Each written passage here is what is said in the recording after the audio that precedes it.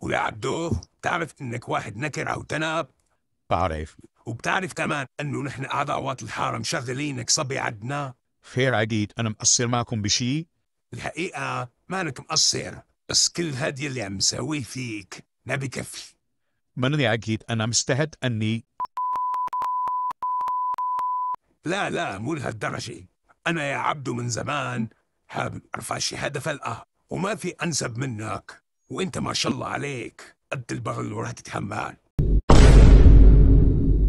بس ليش ما ترفع شغيلك فتحي؟ فتحي شغلته إنه ينده لمعتز وخاطر ورياض. إذا رفضت أنا راح أخبر أبو قاسم. شو؟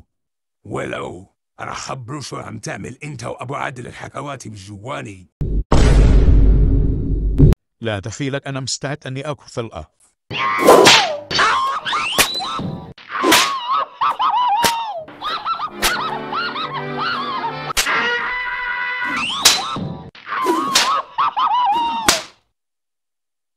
بس ما أكون وجعتك كتير. وجعتني.